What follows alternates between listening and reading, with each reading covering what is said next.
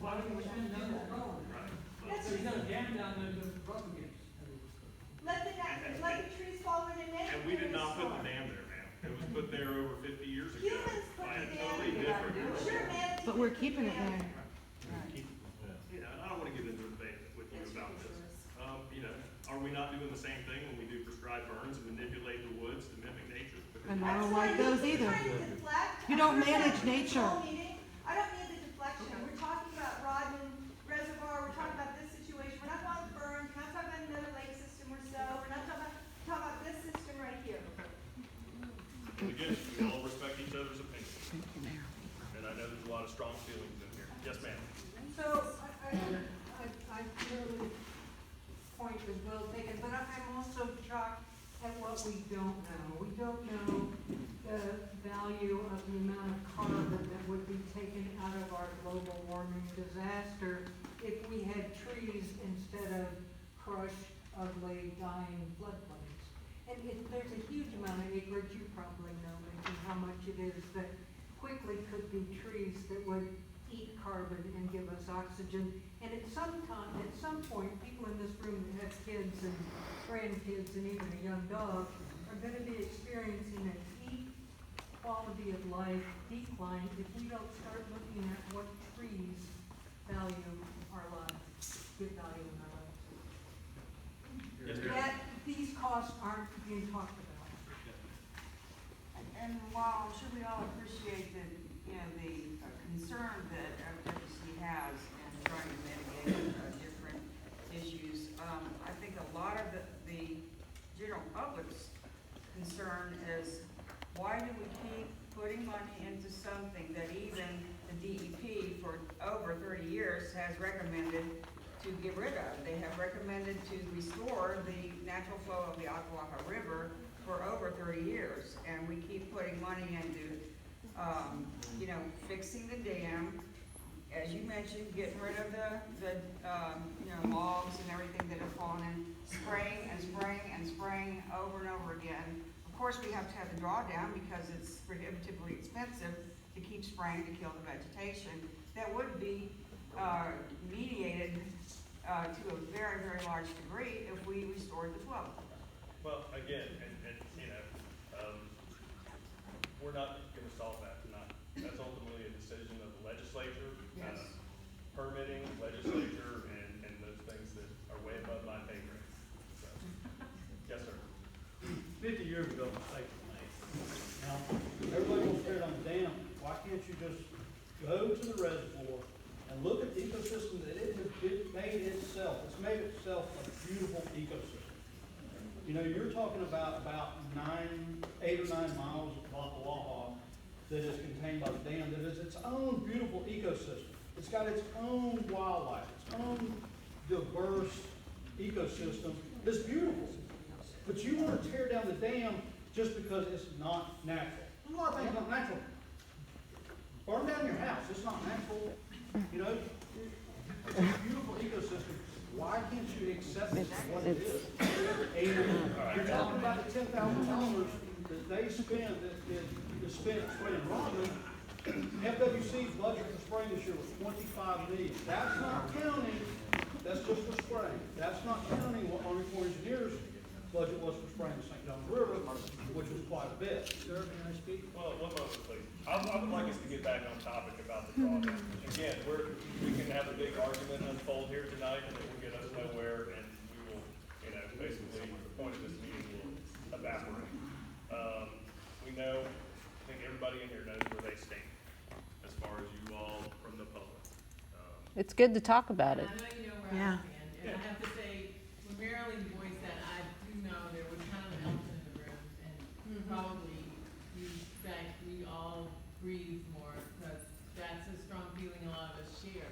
But also, I mean, what would the harm be in having an extended drawdown? Then you could see I don't The think it's benefits. a beautiful ecosystem. I've seen the difference between the flooded areas and the unflooded. I see how they act during, we all know how the world changes in those areas during the drawdown.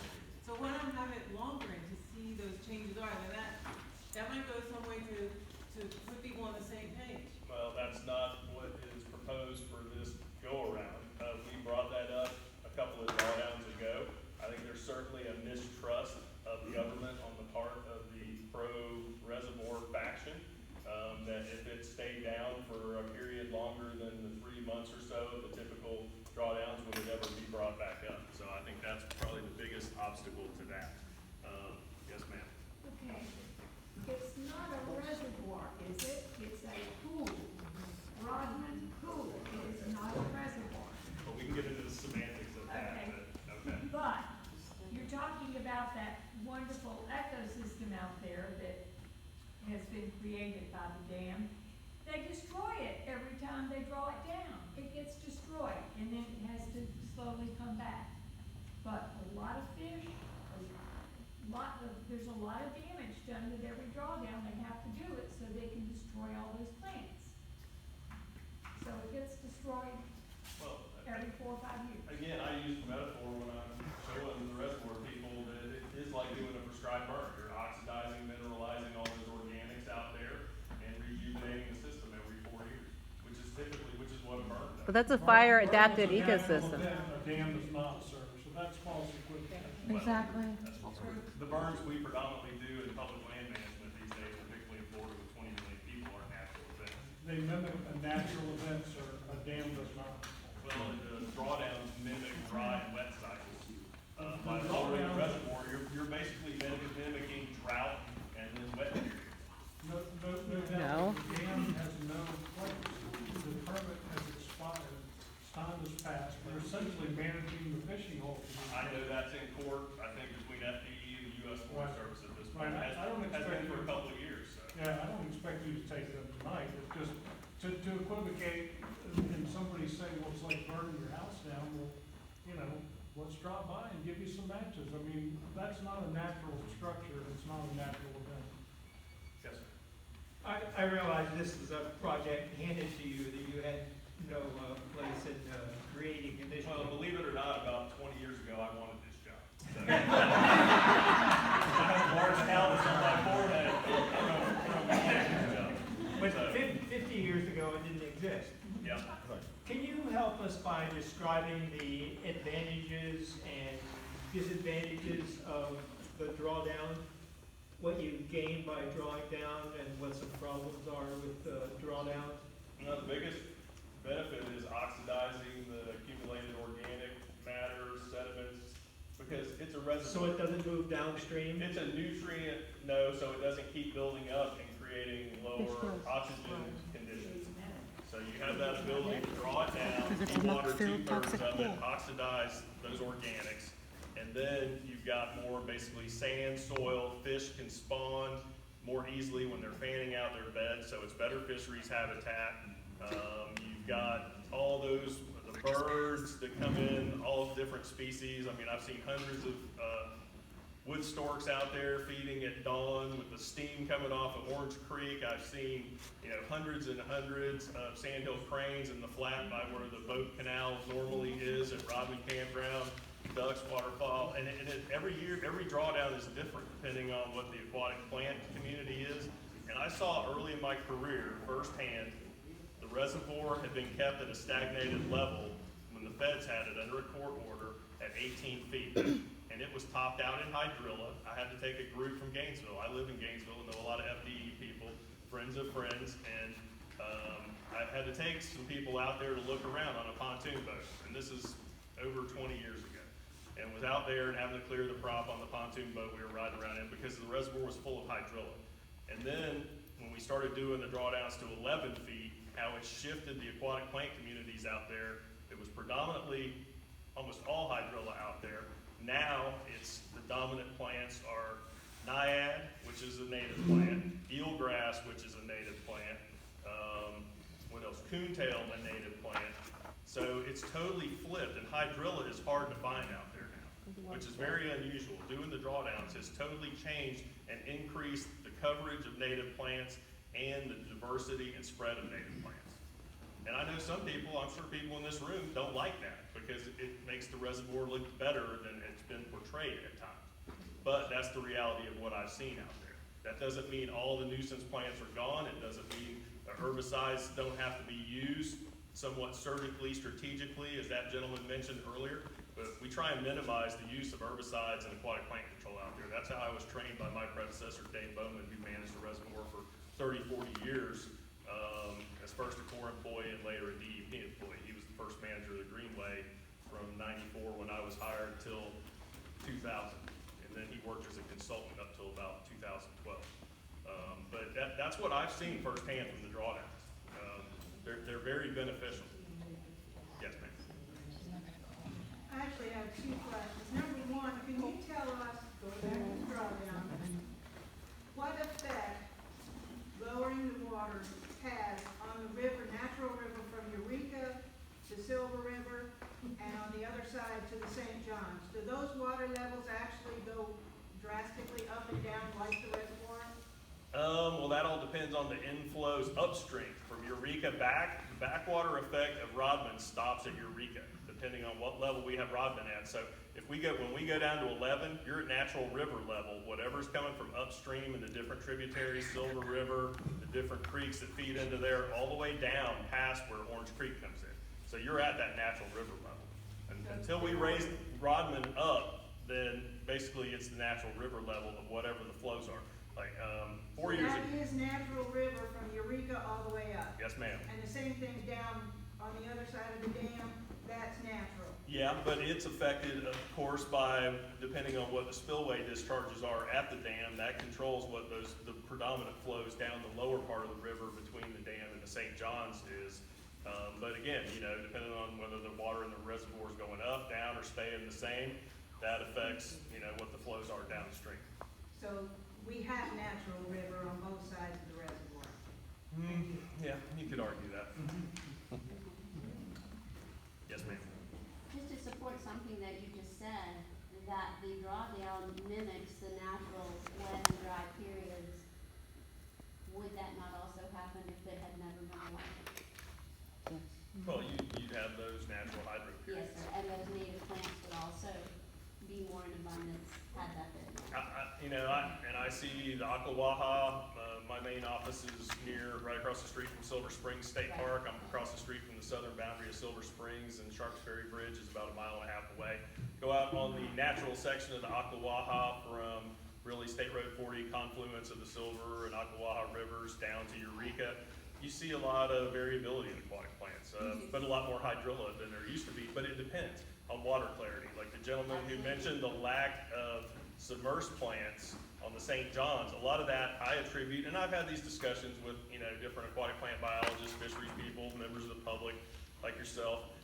The dark water we had for the previous 2.5 years greatly influences, and again, in my opinion, the submersed aquatic plants, because the sunlight can't get to them, because we've had so much rainfall. We had these huge rain events, in Matthew and Irma, and they disrupt, in my observations. I couldn't see what submersed plants were in Rodman for 2.5 years. It was only about 3-4 months ago the water started clearing up enough because of less rainfall that I could see what plants were starting to grow back And on the bottom. I'm not questioning or arguing that the weather has a lot to do with Yeah, that. I yeah. understand the water clarity has a lot to do with Yeah. that. I'm just saying that we can't make the comparison that those native plants come back because of the drawdown. Well, I've seen another example of that is the 2012 severe drought. Yes, sir. And Sally will know, with her job as manager at Silver Springs, Silver River State Park.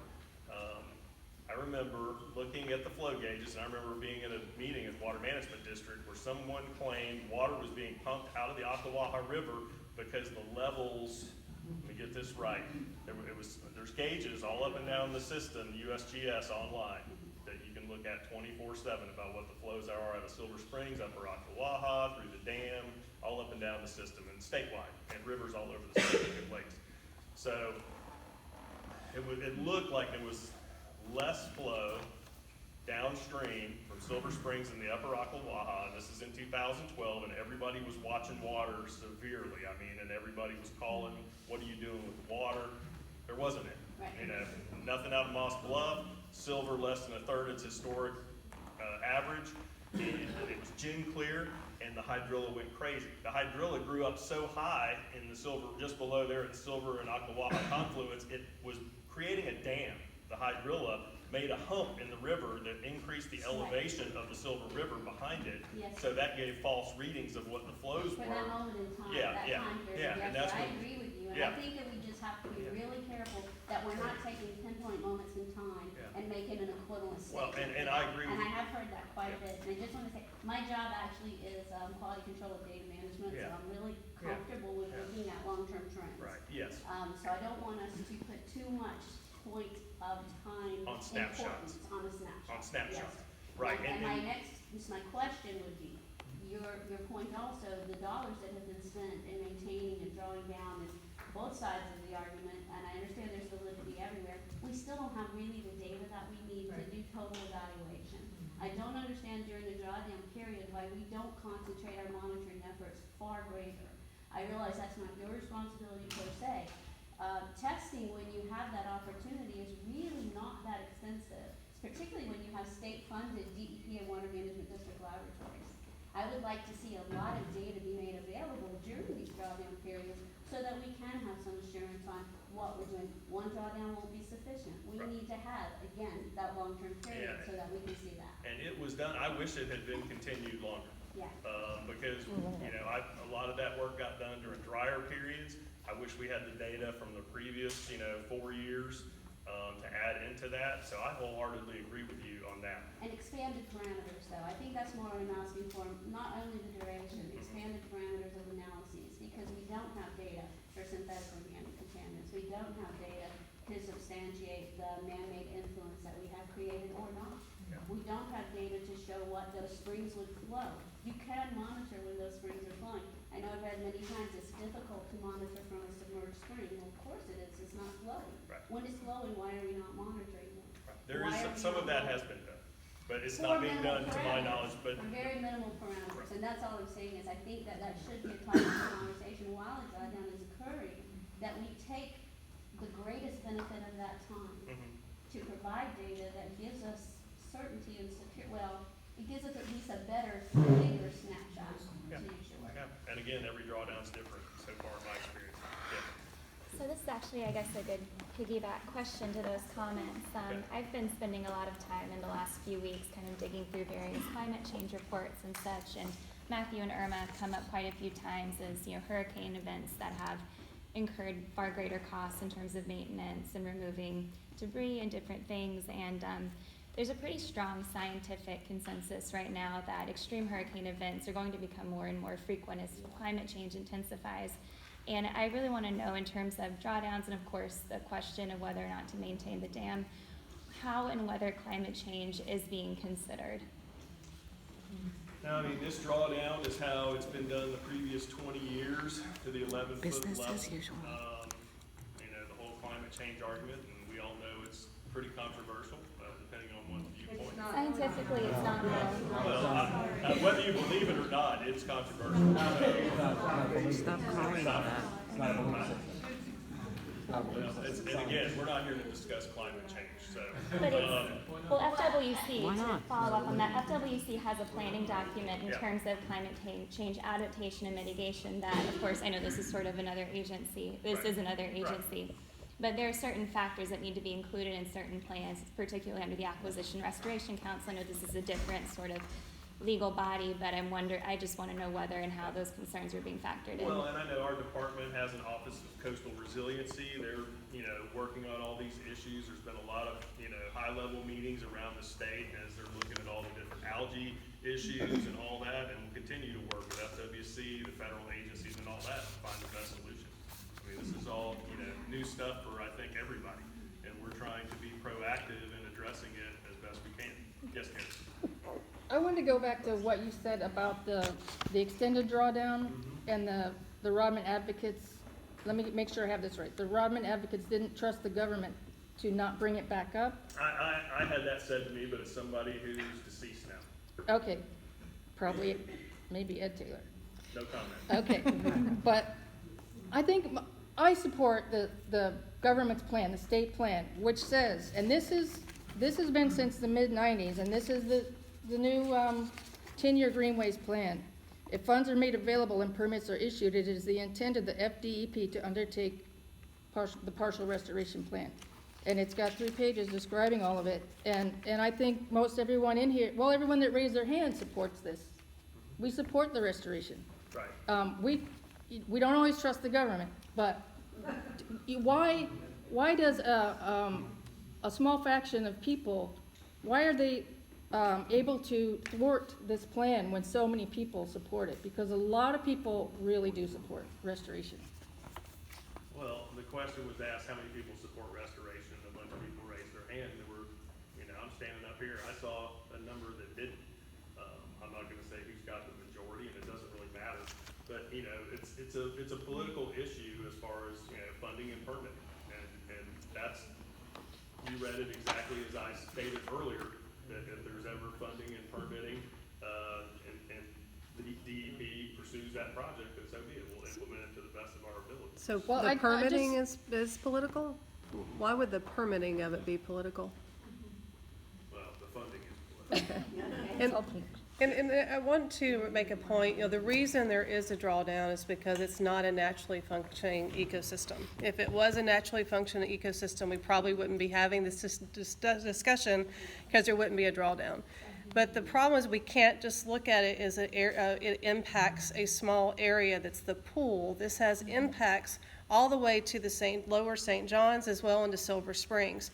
Every time there's a drawdown, there's a big impact to the St. John's River. Every time they start filling back up, there's an impact to the St. John's River. Every day the dam's in place, there's a negative impact to the St. John's River.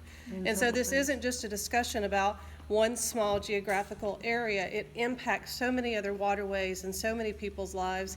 And so I just want to make sure we're looking at the bigger picture on the drawdown itself, because there's impacts that come with that, but also in the long-term discussion. And all these systems are interconnected and influence each other. I agree. Yes? So I understand the river, even during the drawdown, wildlife can't move freely like migratory fish and manatees. Still controlled by the dam. They go through the lock. Even though it's drawdown. But, I'm wondering if there are advocates or studies of all those, the drowned forest, if those could be forested wetlands, as a wildlife corridor. It seems like that's something we really need in Florida, and it's there in this Greenways area. So do you have information, or are there studies on that? So you're saying if restoration was implemented with the lands that would, the former river floodplain forest function as a wildlife corridor? It seems that when I'm there, when the water's high, I see, like you were saying, so many more animals, all kinds of wildlife when there's a drawdown. And on banks, there aren't any banks otherwise, so it seems like they would begin to use that as capacity, but you're not gonna know, I guess, during a short drawdown. Yeah, it's open when the water's down, so it's easier to observe wildlife. I see wildlife all around there normally when it's got water in it or not. But, I'm sure terrestrial species would use those areas if they were dewatered permanently. I would hope that you know more about fish species than you're showing by stating that, because you're not going to get migratory fish and animals that are used to swimming upstream to go into springs going through a big long canal like that. Well, so just opening that lock is not going to get you migratory species into that system. Well, I do know that eels are found upstream from the lock and dam, and other anadromous species, mullet. Yeah, I've seen mullet in Silver River, some of the biggest mullet I've ever seen. What about the species that are now missing from the river that need that freshwater flow to swim up and spawn? Like every dam that's been removed so far the rivers have just abounded with wildlife. Because there's certain species of fish and aquatic animals that need to go fight the flow, go into those colder waters to spawn or do whatever they do at different times of the year. So I'm shocked to hear you say that they just come in when we open the lock. Well, from creel studies that FWC's done, and I've seen schools of shad and the striped bass, sunshine bass, move through there into the reservoir. I've seen it firsthand. So, yes, But they're not spawning. Well, I'm sure you know Dr. Bob Wayne. Yes. He's done studies, and he cites them every time he makes a presentation, that in Silver Springs, the biomass has been diminished by 95% in the last 40 years. So if the dam doesn't play a role heard from any biologists what could account for such a decline in fish in Silver I've Springs? heard people hypothesize the degraded water quality. There's no nutrient levels are vastly increased there. I've also had people I work with, whose dad used to sell Ross Allen catfish that he would stock in the head spring, for the tourist attraction. So, and I mentioned that at a Silver Springs Alliance meeting, and it was looked at like I was Satan. So, yes, sir. Well, to follow up with what you were saying, yes, Dr. Knight does say that, yes, there are some problems, with nutrients, some of the problems. Some of the problem is also drawdown because we have so many people living in Florida sucking the water out. But also part of the problem is the dam and the free flow of the water. So it's a combination of things. So to mitigate this, one of the best things to do is get rid of that doggone dam. I mean, it's tough to get rid of all the people in Florida. It's not a nice thing to do. And we need water, but one of the things we can do to mitigate this whole thing is to get the river flowing again so we get some of the wildlife back up here who used to be up here. And you're right, it says 92%, but that's close enough in his book. But that's one problem we can actually work on. Yes. I would just add to that, in Maine, they are getting rid of these dams. And the amount of biomass or the wildlife that has come back has doubled. Yep. It has tremendous positive Yes. economic impact because that's what people want to come and see. If you want to protect what's left of Florida and enhance it, the Ocklawaha could be one of those last wild rivers. Yes, sir. Yeah. Thank you. Couple of things mentioned on the studies and the impacts of these drawdowns. I'm quite curious as to how, and I'm sure as you're flushing that sediments out of Rodman, it is pretty much a crazy impact to St. John's, the Willaca area in particular. And it changes that whole system from the dam down because you have to push a lot of water out of there. It also changes the temperature of the water, maybe not so much during the winter, but I don't know if I can find that on the site. It's really, really studied how much that material affects St. John's River. I mean, I know I've measured the water temperatures and it's 6 to 8 degrees hotter than the Rodman pool. Well, as far as the nutrient loading, I know the cup permit that was from 98 to 18 had nutrient thresholds that we could not exceed with the drawdowns, and based on comments from water management staff, we never exceeded those nutrient thresholds when the water's being released or when the reservoir is being refilled. We were never notified of any violation, that we ever did anything that was above beyond what the thresholds are. So you have to kind of put it at a certain rate so it doesn't shoot too much stuff out. Well, I think, no, it's basically the flow regimes for the drawdowns, don't carry so many sediments or nutrients that it's exceeding what the legal thresholds are for those. Push it more into the pool behind the dam. I mean, do you really get a complete clean out, or does it just put more sediment depth in? I mean, you're dewatering 2/3 of the reservoir, not 100%. Right, I just didn't know how much sediment actually you got. I don't think anybody knows that at this point, to my knowledge, or it would be somebody who's, a scientist with one of either our agency or water Are management. they monitoring that downstream or not? No, just with gauges testing water quality, to my So they're not knowledge. really monitoring. So most of it is just to air out the submerged The oxidized ground, bodies of it. oxidize that. Yeah, well, it's got multiple reasons for doing it. Would you ever consider drawdown like through the summer to change the water temperatures? Yeah, I mean, Rodman's over 50 years old now. In a perfect world, and Dave recommended this, and we discussed it at some of the agency stakeholder meetings, doing extended drawdowns of about 2 years. But again, there was a distrust on the part of the Save Rodman side. And also, I remember Ed Taylor had Senator Lynn with him at one of those meetings, and she said, she was still in the state senate, and said, there will be no extended drawdown until you all do an economic study to look at what the impacts or effects would be of an extended drawdown. Well, We've done that. Extended drawdown, I'm at a different time period drawdown. You're going to consider what? Yeah, well, they did experimental, they did experiment some of the experimental drawdowns in the 79 to 83 study I mentioned earlier. And in the summertime, the dissolved oxygen is lower because of the hotter water. It physically can't hold as much dissolved oxygen, and they cause fish kills by doing drawdowns in warmer months. So that's why we do it. Is that down in the pool where there's no shade? I wasn't around then, so I'm not sure exactly where it did or didn't happen. So, yes. I just wanted to comment on the fish story in silver, because that comes up a lot.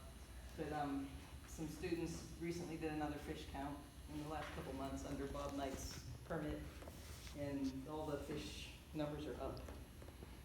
And I think a lot of that has to do with the fact that prior to 2012, a lot of extended period of drought years. Now we've had a lot of higher water where the floodplain gets wet. Fish go out into that as habitat and breed. So we've seen a good recovery in fish numbers. I kayaked Silver River with my family on a camping trip, Martin Luther King weekend, several times in the last few years. I was pretty impressed with the amount of fish abundance, particularly mullet, that I saw in there, where my daughter was sitting there going, yeah, mullet, like that, in the kayak. Yes. Speaking of wildlife, you mentioned the largemouth bass rule is going to be implemented during the drawdown, and I was just wondering if there are any other. Oh, sorry. I said, as far as I know. Okay. Or do you know of any other wildlife-specific rules or procedures? Not at this point, not that I'm aware of. And any other projects like the culvert project are planned? Not that I'm aware of. Okay. Yes, sir. The answer to your question about the nutrient load, the amount of inflow has a lot to do with the nutrient load. During the drawdown, some years the reservoir is very, even on drawdown, the reservoir is very clean, water quality is very good. Right now, the nutrient load being stirred north of, or south of Cypress Bayou, there's a lot of nutrient in the water. That water south of Cypress Bayou is turbid at best. It's rough. It's completely full of nutrients from the storms they've been having down south. Most of that water right now is being filtered out when it gets to Orange Springs Flat or the Boonville, so that the water being displaced going through the dam right now at this time is actually very clean, because it's going through that big filter of Orange Springs.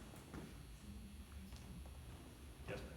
I think I heard you say earlier, Nikki, that you decide the length of the drawdown based on tradition. Well, and how it was determined from that 4-year study, experimental study, that the Corps funded from 79 to 83. So when I came into the job, the regime was basically set. And I've mimicked that since then, because it seems to work.